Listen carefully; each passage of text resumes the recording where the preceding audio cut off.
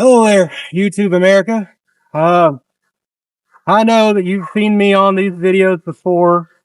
You know, random fat guy wandering in the background, sometimes giving you the old fat guy belly show, you know, that's probably eventually going to get us canceled on the YouTube for fat guy nudity and such. But I know probably earlier in the video that Joey started here that he gave up a little bit of information about the new to us 2005 Dodge Magnum, low miles, 187,000, very low miles.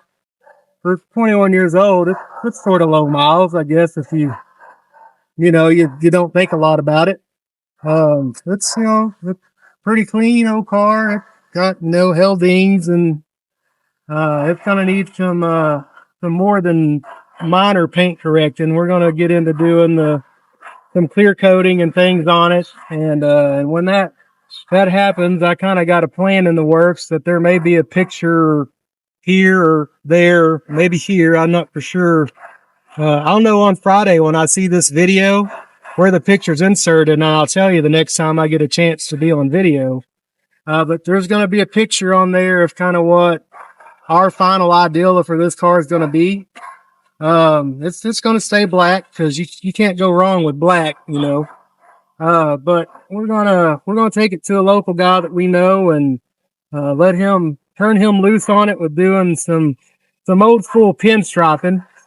Maybe blue and silver, or maybe blue and a gray, because we're kind of done a little committed to this point, and some light blue because some stuff that Joey's already done on the back of the car in light blue. But and there's a reasoning behind this we're gonna get to here, because the name of this car is Over the Hill Prices. And the reason why it got that name was because my daughter is a comedian. She just doesn't speak when she gets to be on the camera. The footage, I'll tell you what happened. Because it's been in last week's video when we picked this thing up. The Insta360 camera was on it. Gracie put some kind of voodoo thing on that camera, knocked it off the back glass while I was driving down the interstate to keep her from being on YouTube. So, anyways, watch out for Gracie, because if she don't like you, she's going to take you out.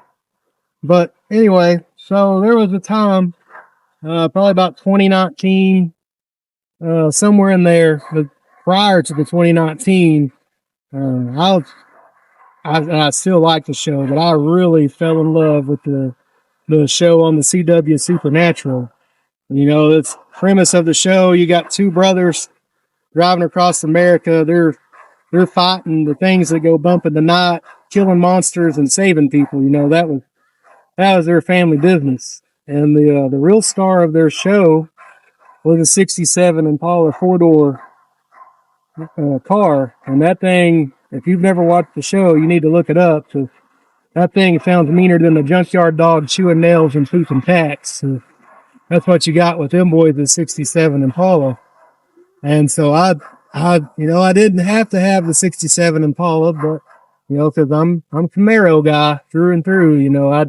I love the Camaro and the Firebirds, and we have us a whole F-body salvage emporium is what we used to have, but now we're rapidly we're gathering up a Mopar salvage emporium around here that's going to round out the F-body salvage emporium quickly. But anyway, so to cut down my super long story, I had the opportunity to buy a 67 Impala 4-door station wagon. It was black, like it was like the Supernatural car, but as Mike Finnegan likes to say, it was the same, but it was different. Because about the only thing they had in common was it was black. The Impala was hot rod satin primer black. The same man that we're going to take this to, he had done a bunch of pinstriping on the car, and it was a pretty cool old car. And about a year or so, maybe a year and a half into owning that car, I fell in love with another car. And that other car was a black on black 2000 WS6 Trans Am. And that was a car that I desperately wanted when I was a senior in high school.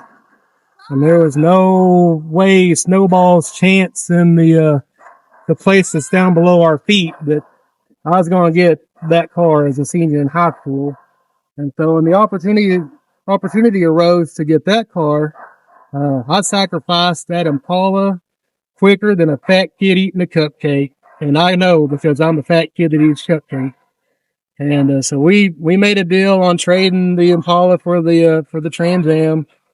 And we drove it gently just to church on Sundays now, despite whatever you may have heard or what you may know if you're someone that's subscribed to this channel that personally knows us. That car was handled with kids' love. It never got over the speed limit. The speed limit was 55. That thing's cruise control was set at 54. If the speed limit was 75, its cruise control was set at 74. That's right. Any police officers in this area that may be watching this video, never broke the speed limit in that thing. Don't know nothing about why the 2000 Trans Am was meaner than a 2002 Corvette all day long. Just ask the guy that was driving the Corvette when he gets back on video. But that Corvette, it stood the same chance as that snowball did downstairs with the old Trans Am. And I know that when he had it at a time there in Hot Springs when he was in college, he'd come home or we'd go down there to visit and he'd say, Dad, we going anywhere in the Trans Am when we're down here in Hot Springs? And I'd be like, well, I don't know, buddy. He'd be like, well, let's just say we can't go to Malvern. And I'd be like, why's that, buddy? And he'd be like, well, there may be a chance that the police are looking for this car over there, Dad. And I'd be like, well, that's all I need to know. Don't tell your mom. And so when she watches this, America, I'm going to deny that I ever knew anything about that. I'm going to be like, I don't know about your baby boy street racing, Miss Cleaner. I don't know nothing about it. All I know is I heard something about the only thing that did beat that car was a hopped up Fox body Mustang that was running cheater gas. And even then, it was still a close race from what I was told. I wasn't there, so I can't verify that fact. But I believe the source with which I was told the story from. But anyway, so the daughter, again, remember, don't cross her. If you've watched WWE and you know Danhausen, she will curse you. Anyway, she's not that bad. She's a really good girl. She needs a date. If there's any young men watching this, that might be interested, drop a line, comment or something. This don't be a creepy guy living in your mom's basement and you're older than I am, because then I'm going to have a problem with that. But anyway, she called that Trans Am my midlife crisis car. And I never felt like it was a midlife crisis because I was probably, 1982, 2026. That'd make me 44 right now. So in 2020, God, boy, I really shouldn't be doing math because I went to school here locally. And yeah, anyway, the only thing I learned about pie was that pecan and cherry were my favorite flavors. You know what I mean? In the math equation pie, I always wrote down cherry. Math teacher didn't think it was funny. But anyway, that being said, midlife crisis, yes or no, who knows? I mean, if you've loved Camaros and Firebirds, whatever, and you got your chance to own one that you considered a unicorn car, you're going to take it. And I took it. We owned that car for about 6 years. Had a great time with it. This past year, in June, as a matter of fact, we took it on America's largest rolling car show, Power Tour. Man, I didn't have a single bit of problem out of it the whole time. I acted scared the whole time. Too far from home. I don't want to break it and have to call my local towing service we go to church with to come out to, Illinois or Missouri or Oklahoma to haul us home. But if something had happened that was so bad we couldn't have fixed it there, he probably would have done it, and not complained too much. But anyway, well, late night phone calls and booty calls and shopping on Marketplace, they kind of all fall in the same category. You shouldn't be doing those kind of things late at night, before you go to bed. Maybe do it a couple hours before bed where you got a clear head and you can think before you do stuff. And you're like, this isn't a good idea. Maybe I shouldn't do that. Well, we're going to try to condense down another long story because I don't know how much time I got before Joey says, "Okay, that's enough. You're killing my viewership here, and I don't need that kind of thing. Just stick to being the fat guy in the background that shows America your belly from time to time." And if you'd noticed, tonight I got on my own Built Not Perfect shirt. On the back of it here, we got our own Four Decisions Auto Group thing.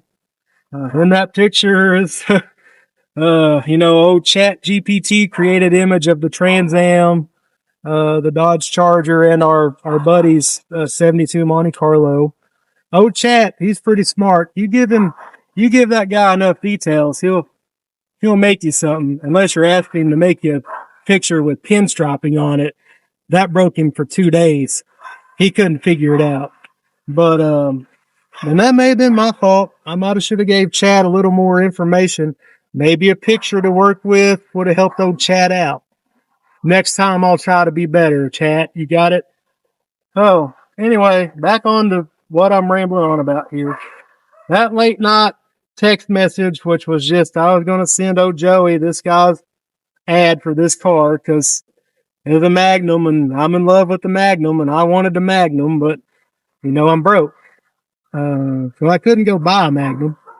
And I didn't even read the guy's ad. I didn't look at any of the pictures other than the first thing, which was a video of this thing starting up and backing out of the shop after they put the Flowmaster exhaust on it. I was like, man, that thing does sound good. And I really want one of those. So I thought I was hitting share to just share the ad to Joey because I'd share Magnum ads to him and he'd share Magnum ads to me, because, well, he's a little like his sister. He can be evil, He can be like, look at this. You can't afford it because you're poor. And I can't afford it because I'm poor too, Dad, but check out this car. And I'll be like, oh, thanks, son. And so anyway, long story short, I accidentally sent the guy an instant, "Is this available?" message. And I was like, oh, man, I sent this dude a message and I didn't mean to. If he don't send anything back, I'm not going to worry about it. If he sends something back, then I'll be like, look, whoa, I didn't mean to, give you the instant Marketplace. Is this available? Message thing. It was purely an accident. Well, of course, he quickly sends me back the instant, "Yes, are you interested?" Marketplace reply. That's how, if you waste your time replying to those instant messages, you should reply back. Because, don't get too involved. Give them the quick reply back. Like when the fat girl at the drive-thru wants to give you her number, and you're like, I got, no, we ain't doing that, baby. That kind of thing. So anyway, I messaged the guy back. I'm like, hey, I apologize. I was trying to just share this ad to a friend. I didn't mean to, send you the instant message saying waste your time, whatever. So he messages back and he's like, hey, no problem. I understand. But if your friend had a Key Talk Camaro, he wanted to trade, I'd be ecstatic. And it was at that moment I should have been like, did this dude Facebook stalk me before he replied to my instant message with the instant message? Because how did he know I got a T-Top Camaro, which I do have a T-Top Camaro that you've seen a few weeks ago when we were trying to do a kind of a leak down test to see where it's broken this lays. It's covered back up now because it don't hurt my heart as much to look at it covered up as it does when it's uncovered, and I can see it sitting there all broken and makes me sad, that Well, my wife knows that I was driving it, so that means I broke it, whether it was my fault or not. I'm going to do like Dave Chappelle, and I'm going to plead the fifth. But that's 1, 2, 3, 4, 5, fifth. That's what I'm pleading is the fifth. But it was probably my fault. We'll leave it at that. So anyway, we get a conversation going the next day. I kind of offer to trade the 2000 Trans Am, for this, because there's no way the Camaro ever going anywhere. Because if I had traded this would be a different video from inside of a jail cell with a little feller still trying to give you the gospel message at the end of his message, while something bad might have been about to happen to him at shower time, if you know what I mean. Because he would have killed me graveyard dead, and then I'd be watching these videos up in heaven. Which, it may not be a bad thing if you know where you're going, but at the end of your road, you're going to heaven. But that's his message to give at the end of the video, not mine. I'm a singer in the shower, and that's the way I should sing at church, but they do let me sing on stage for some reason. I think it's because they ain't got no better options. They're like, well, if we plug our ears and we turn off our hearing aids, he ain't so bad if you watch his lips move. He can sing. And boy, can I not. But anyway, so deal was made. We went and picked up the Magnum here. And we've, as Joey's probably already showed, we've done a little bit of things to it, improving it. He's added the skirt kit. We first time we tried to drive it with the skirt kit, we found out that these little Let's Go auto crossing bars actually did serve a purpose, because we didn't install them the first time, and we broke the centerpiece, which is why it took a little bit of time for the rest of this video to get made for him, is because he wanted to replace this piece first, and we figured out how to make the auto crossbars work. I mean, you look at these right here, you ignore the fact that this thing is that it's a station wagon, and that it weighs a lot. I mean, I know the Challengers, they're somewhere in the neighborhood, I think, of 5,000 pounds, somewhere in there.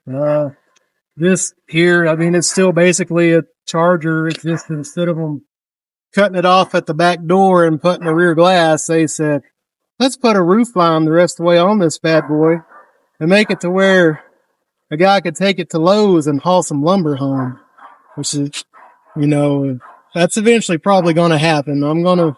We're probably going to haul some lumber home in this thing. There's probably going to be a time where we're hauling home a used motor, transmission, rear end, or something in this thing to, fix one of the other vehicles in our salvage emporium, So, but anyway, I say it's pretty awesome, in my opinion. We do have a electrical issue that we've been chasing. We think that we finally got it figured out. If it's in fact figured out, there's going to be a video bragging about that, because I'll tell you what, I've, reached out on forums. I've reached out on Facebook pages trying to get, just a little guidance. That's all a guy needs, a little guidance from people that's owned these cars longer than I have, about 2 weeks at this point. To just, point a guy in the right direction. Mostly what I've gotten is replies of, well, you shouldn't do this so you know what's going on. Well, here's what I'd say. If we got a code that come up on the scanner that was something other than the computer lost communication code, like if we got a code for this sensor, that sensor, this, that, or the other thing that gave us a point to look at, we would test that sensor, whether it's the throttle body sensor, the crankshaft sensor, the gas pedal sensor, or the, flux capacitor sensor. We would test that sensor and see for a fact if A, that sensor was bad, or B, if it was an electrical issue with that sensor's pigtail or something. So, we've kind of been through the list of things trying to fix it. You know, we've cleaned every possible area that wires that look like they're ground wires that we're at. Cleaned every possible area that makes positive battery connection. The battery terminal that was on this thing originally for the negative side, lead-free terminal, because that's what almost all new cars use now, is a lead-free battery terminal. But the cable that it had that grounded it to the body of the car, and that it had, if it was more than a 10 gauge cable, I'd be surprised. It might have been an 8 gauge piece of wire, and that terminal in, it had a lot of corrosion in it, and I could kind of see at the connection points of where you could see the wire in those spots. So there was a lot of corrosion on the wire. So it was probably corroded on the wire underneath the casing too. And so I looked in the Charger and I looked in the Challenger, because that's what's over here to my right. Normally the Charger's parked there, but the Challenger's parked there for other reasons at the moment. But I looked in the Challenger and the Charger's trunk at their battery cables, and they had like probably a good 4 gauge negative battery terminal. So I bought one at the local Walmart parts store out of the battery section, and we replaced it, new 4 gauge cable back there. We went ahead, since the Challenger's down right now, we did some throttle body swapping because we had put a cold air intake on this. I think it's probably in this video. Again, I won't know till I watch it on Friday. But when I find out, next time I get a chance to be on TV, I'll tell you if I've seen it or not. But the throttle body that was on this, we went ahead and pulled it off, and it was pretty nasty on the intake side, the intake manifold side, with buildup and stuff. And I'd cleaned it, got it real clean. It seemed like it was probably okay, but again, kind of trying to chase problems without spending money on parts yet.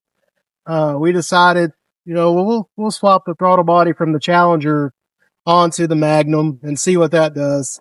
Now that, I'm going to say that, that's definitely helps things. I know this morning getting on the interstate to go to work, this old boat got up to highway speeds and beyond quicker than this thing should probably get up to highway speeds and beyond. And I had to tell her, whoa, let's slow down. We're not wanting to make a visit to county today. And so anyway, but I think we've maybe now got it narrowed down to the problem may actually be with the accelerator pedal, because of some things that's been going on now and some things that we've found with the pedal position sensor should be reading a different percentage when pressed to the floor than what it's actually reading. And so we're pretty positive now. We've probably figured out the problem with it. We're probably going to go ahead and buy a pedal sensor, which means it's a pedal assembly. You can't replace the pedal. And I think we're going to give that a try. It's some money, but it's not a lot of money. And at this point, it's going to be the first new part that's really been thrown at it while we've been trying to figure it out. And we're all pretty confident amongst ourselves and some folks that we know that used to work at a local Dodge dealership. We've talked with them. Got the best confirmation I've gotten out of Google Gemini. Google Gemini is a lot like the old Chat GPT. If you give Google Gemini all of the answers to its questions before it asks them, it's going to tell you what the problem is that you pretty much already know, because today Google Gemini said, oh yeah, your problem's definitely that pedal or the 5-volt reference at the pedal. Again, because of how it only acts up at certain times, at like certain sustained speeds or leaving stoplights or whatever. That's why I kind of don't feel like it's a 5-volt reference problem. I feel like if that was really the issue, it would be a thing that happened when you hit bumpy roads or you jarred the car that was shaking something, and that's not the case. Like I say, the problem that it has presents, when you're at like cruise control speed on the interstate, or you're leaving a stop sign, or you're trying to, just pull into a parking spot or something, that it's like it loses signal from something that tells the computer, oh God, I don't have a signal. So the computer says, whoop, shut you down, because Dodge designed me to kill the computer despite whatever the engine's doing, because Dodge is like, well, you can blow your motor up, but don't ruin our computer for the love of God. So, that's how it's designed. It may not be a fact. That's just, what I think's going on with it. But anyway, like I say, I'll quit talking here and get this wrapped up so Joey can get his video done and get it, to the presses in time to get it on TV for you Friday night.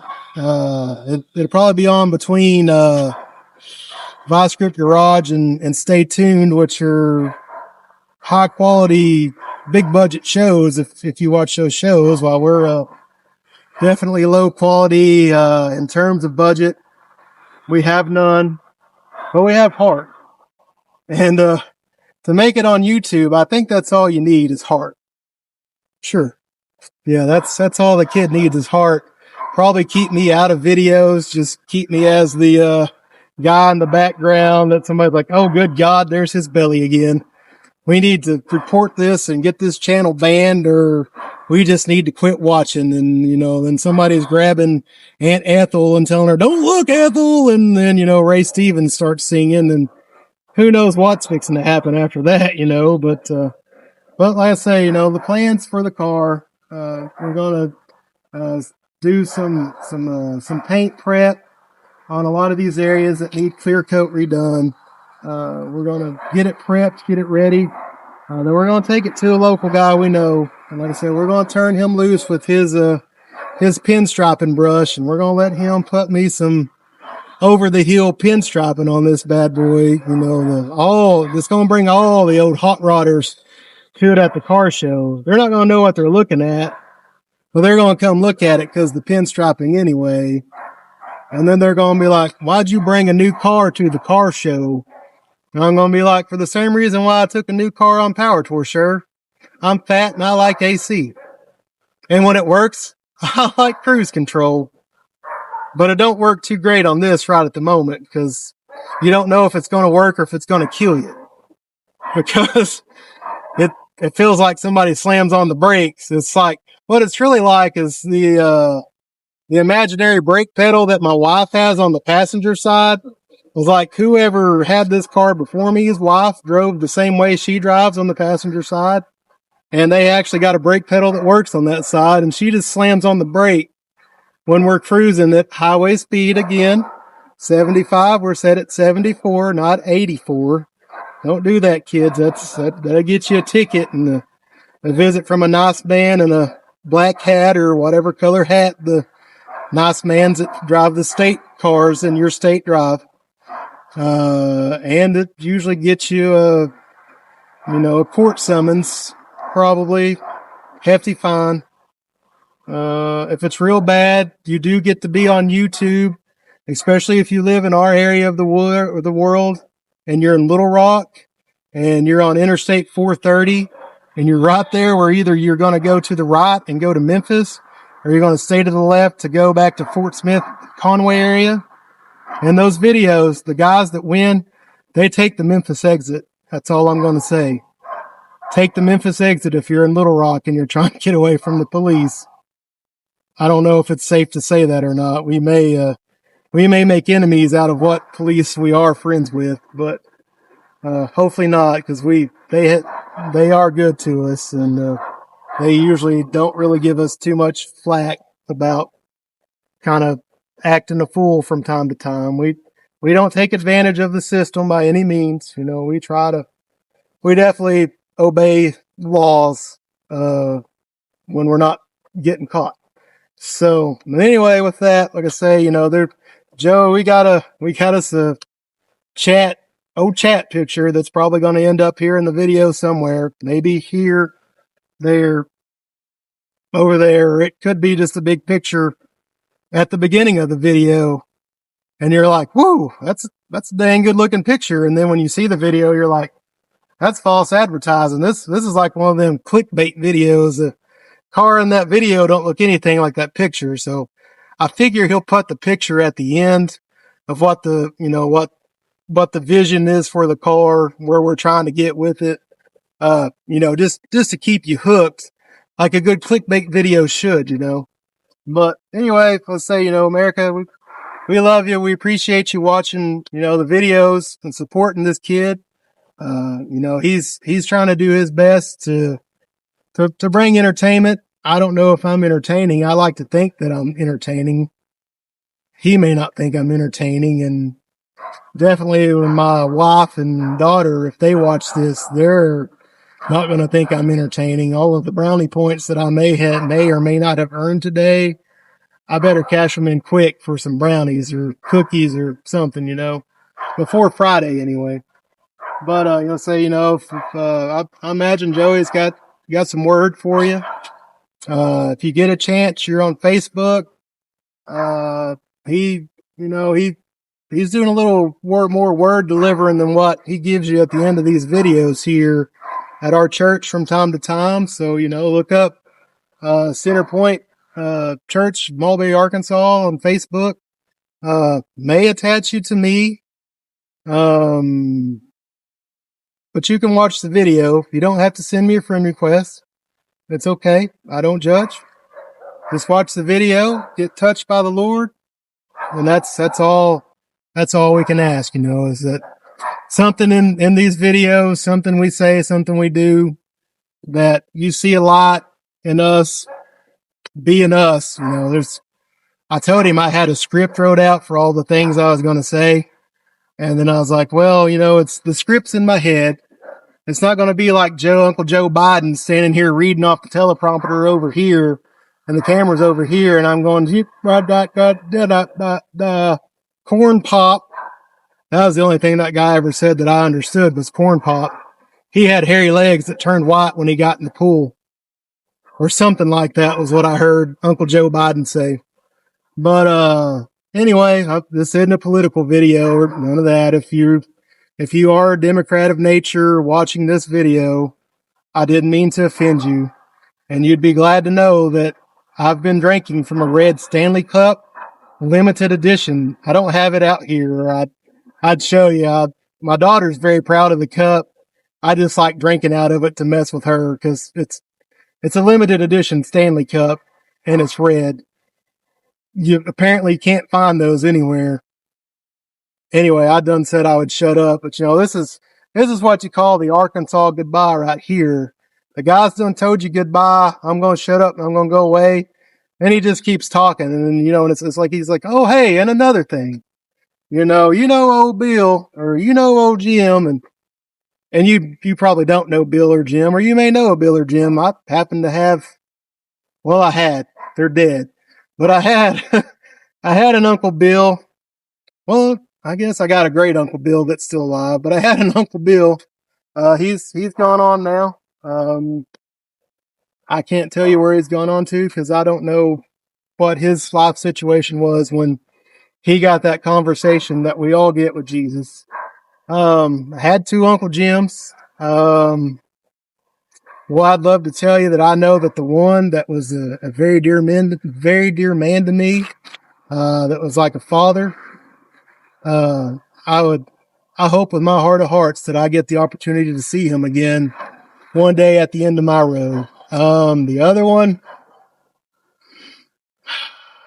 boy, there's things that could be a whole nother video about that man that, I don't know. I feel like I know, but I know that I know that I know where he's spending eternity, and it's a place you don't want to go. And if it's a place you don't believe in, there's story in the Bible that Jesus tells. And a lot of things, I don't know how much people watching this video may know. There's a lot of things that are in the New Testament. And when it's wrote in red, that means it was something Jesus said. Now, some of the times, those things that he said were parables. But there are some instances in the New Testament when you get into it and you begin to read and you begin to study the Word, that Jesus had something translated in red that he said. It wasn't a parable. It was a true story. And again, I don't know if Joey's already done his message for the end of the video and he's kind of pieced this thing together. But in this story that Jesus told, there was a rich man and there was a poor man. And the poor man, his name was Lazarus, and he laid at the gate of the proximity somewhere close to this rich man's house. What I'm saying is the rich man knew who Lazarus was, and Lazarus knew who the rich man was. And Lazarus pretty much kind of just said to the rich man, but if I could have the crumbs off of your table to sustain me, to give him life, to keep him from dying, because, Lazarus he was dying, dude. He may have had leprosy. He was for sure starving to death since he was begging for crumbs off of a guy's table to eat. So maybe he'd starved to death and died. But anyhow, now it's not told for sure when they both died, but they did both die. Jesus says in his own words that they both died. Lazarus was lifted up into the heavens, into the bosom of Abraham. The rich man, on the other hand, he went to hell and was in torment. When it's not just torment, it is torments with an S. Now, along with not being good at math, English was not a good subject for me to either. But I know that when you take something and you put an S on the end of it, that means it was many. There's more than one torment. There's many torments in hell. I mean, I know kind of early I've trying to be PG and politically correct and referred to it as not having a snowball's chance in the place down below us. But we're going to say it was hell, because that's where the rich man was.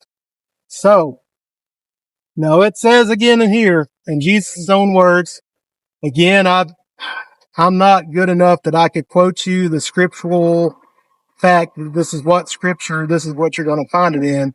I've read the word, I've taught the word in our Sunday school class.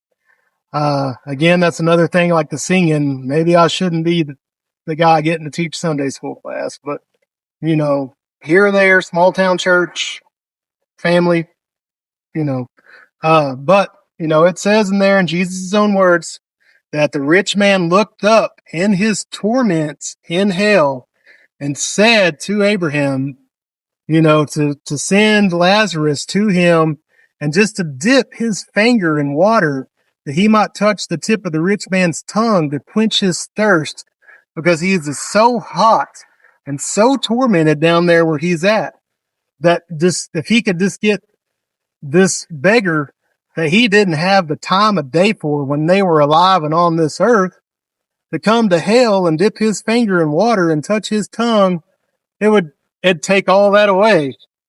It's not going to take all that away. Whatever is down there, that's eternal, folks.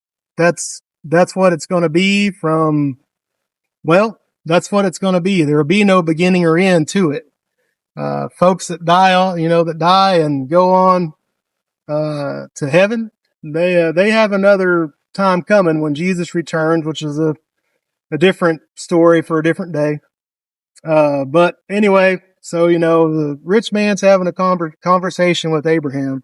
The rich man can see Lazarus in heaven with Abraham and everybody else up there, but nobody from heaven besides Abraham, I guess, talking to the rich man, can see the rich man down here in his torments. But Abraham in turn says to the rich man, well, there's a huge gulf between us and you, and no one can go between there and here. And so then the rich man says, well, please send someone back to tell my family that this is for real and that they need to change their lives. And again, Abraham tells the rich man, well, they have the prophets there on earth that they can go to that can tell them, heaven's for real and hell's for real. And that, if you're not living one way or the other, your final destination in eternity is going to be one of them places. And he again tells, he denies the rich man's request and says, no, there's no purpose in sending someone dead to go speak to your family and tell them they need to change their ways. So I'm telling you all that to tell you this, is that we love you. We appreciate you watching this channel. We hope that you get something out of it, as far as whether it's the entertainment of watching us fumble around trying to figure out how to fix things, or, the message that you get at the end from Joey, or even this here. Like I say, I'm not nearly as good at delivering, things as he is. The boy is smart. He's a lot smarter than I am. I'll not deny that. I'll admit that, and I'm dang proud to admit it. But anyway, I'd say, just, we appreciate you watching, and hope that you get something out of it. Hopefully what you get out of it is a chance to get your own personal relationship with the Lord Jesus Christ.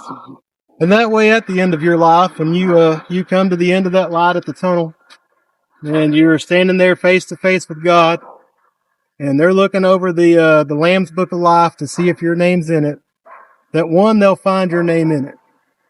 And that two, for my own self, I gotta hope that Jesus really does have as good a sense of humor as I think he does. Because when I look at myself in the mirror, I know that he's got to have a little bit of sense of humor because of how goofy looking I am. But I kind of hope that, there's things that I've said in my life that I thought were funny. And I hope he at least found funny enough that it don't put me on the list where I'm going to hear, well, depart from me because you work iniquity and I know you not. Because when you hear those words, folks, that's the final judgment. That's the end all be all. There's no second chances then. That's your fate's sealed. You're going to burn in a lake of brimstone and fire for eternity. And that's no place you want to be. I encourage you to look up that story I kind of shared, probably not too greatly, about Lazarus and the rich man. Because again, in the New Testament, there's a lot of examples where Jesus gives parables of things that happened. But this was not a parable. This was a true story that Jesus was telling his disciples about how real hell is and how real heaven is. Like I say again, to give you the Arkansas goodbye, we love you. We appreciate you for watching. And y'all have a good night. Thank you for listening to me. Like I say, I hope that you all enjoy the car as much as we're trying to. I'm going to enjoy it a lot more once we get the electrical issue figured out. Let's say I feel like we're right there. It's gotten dark here, as you can see. Maybe you can still see me. If you can, it probably made this even better. But anyway, like I say, thank you guys for your time, for watching tonight.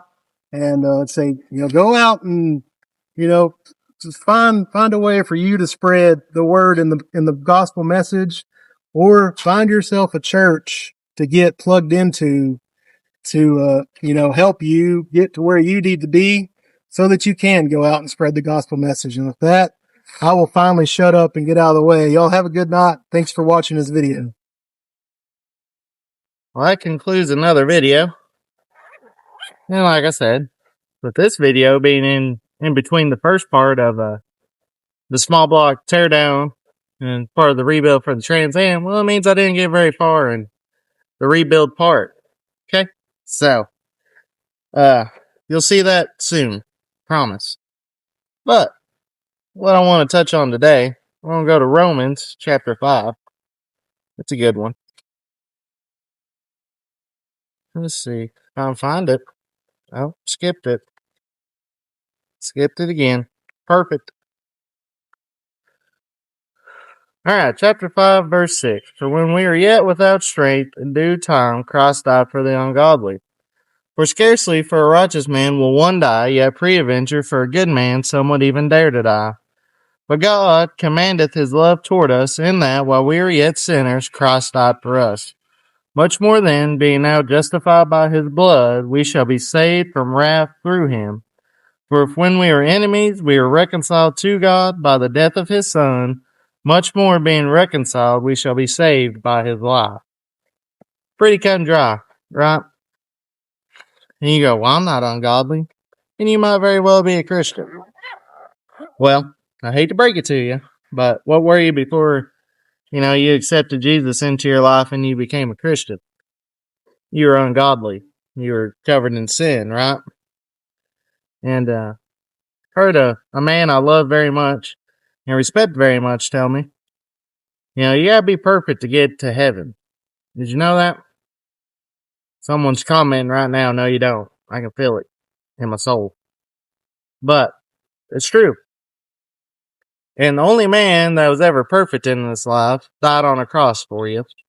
And he took your sins to that cross with him. That if you so choose to follow Jesus and accept him into your heart and give your soul and your life to him, that, he's going to wash away those sins and forgive you of them. And then, you got an advocate with the Father named Jesus Christ. You see what I'm getting at here? And like I talked about there, with the sin, the ungodly, it's us. It's who we are. But through Jesus, we've been made a new creature. We've been made new. Our sins are forgiven. Our sins have been washed away.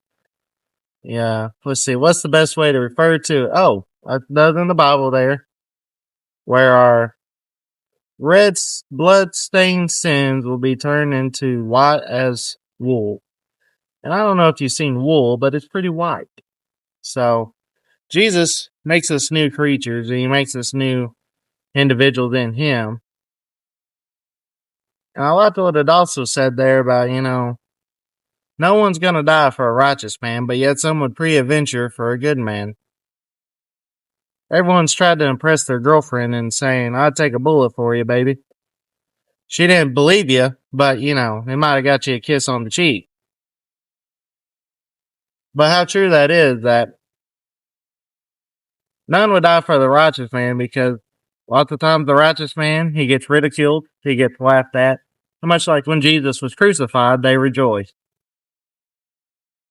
But yet, you gain more in being the righteous man than you ever do in just being a good man. Because it doesn't matter how good of a man, a woman, individual you might have been, you cannot get to heaven by your own good. You're only going to get to heaven one way, and that one way is Jesus Christ. And with that, I'll let you go for the evening. And we'll catch up some other time, and we'll get back to tearing into the cars and seeing what we can do and what we can't do. So that's going to wrap it up for this one. As always, like, subscribe, appreciate everything, and look forward to the next one.